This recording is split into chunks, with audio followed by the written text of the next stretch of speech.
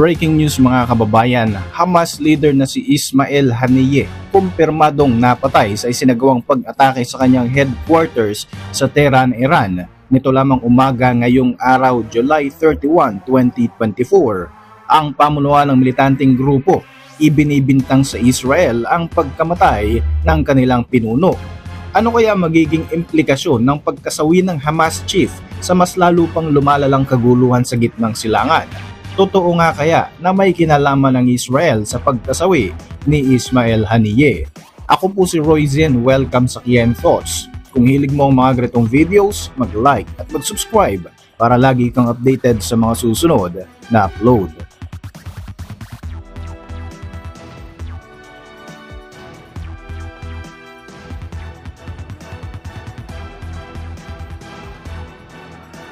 Kinumpirma ngayong araw ng Iran Islamic Revolutionary Guards Corps at ng Palestinian militant group na Hamas ang pagkamatay ng kanilang leader na si Ismail Haniyeh matapos ang di umano'y isang Zionist strike sa tinutuluyan nitong bahay sa Tehran sa bansang Iran. Ang pagkasawi ni Haniyeh ay lumabas ilang oras matapos i-anunsyo ng Israel na napatay nila sa isang operasyon ang isang top Hezbollah commander na si Fuad Shukar sa Beirut, Lebanon. Napag-alaman na dumalo pa si Haniyeh sa inaugurasyon ng bagong halal na Iranian president na si President Masoud Pezeshkian at kalaunan nga ay nakipagpulong pa ito sa supreme leader ng Iran na si Sayyid Ali Hosseini Khamenei. Pero nito lamang umaga, inatake ang kanyang tinutuluyang bahay sa pamamagitan ng isang airstrike. Agad na pinagbintangan ng militanteng grupo ang Israel na siyang utak sa pagpaslang sa kanilang leader. Kabilang naman sa napatay sa nasabing airstrike ang isa sa mga bodyguards ni Haniyeh. Malaking kawalan para sa Hamas at Hezbollah ang pagkasawi ng kanilang mga leaders. Gayunpaman, tila parang mitiyang nauubos naman ang pasensya ng Iran na alam naman nating isa sa mga sumusuporta sa militanteng grupo. Ayon sa report ng Reuters, agad na nagpatawag ng meeting ang matataas na kawani ng Iran upang mapag-usapan ang magiging response ng Iran sa naganap na pamamaslang kay Haniyeh. Sa kabila ng mga lumalabas na balita, tikom pa rin ang bibig ng Israel at wala pa rin itong inilalabas na pahayag sa kasalukuyan, pero matatandaan na matapos ang madugong pag-atake ng Hamas sa Israel noong Oktubre ng nakaraang taon, ipinangako ng bansang ito na hahantingin at papatayin nila ang lahat ng mga leaders ng Hamas dahil nga sa ginawa nito. Hindi pa man kinukumpirma ng Israel na silang responsable sa pagkamatay ni Haniyeh. Malaki ang posibilidad na ang insidenteng ito ay mas lalo pang magpapataas sa tensyon sa pagitan ng mga dalawang bansang ito.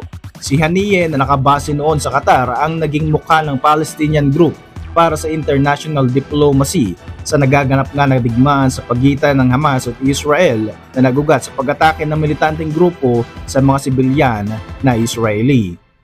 Matatandaan na noong Abril ng taong kasalukuyan ay nagpalipad ng daang-daang mga rockets at mga attack drones ang Iran patungo sa Israel bilang pagganti sa ginawa nitong airstrike sa Damascus, Syria na ikinasawi ng matataas na commander ng Iran.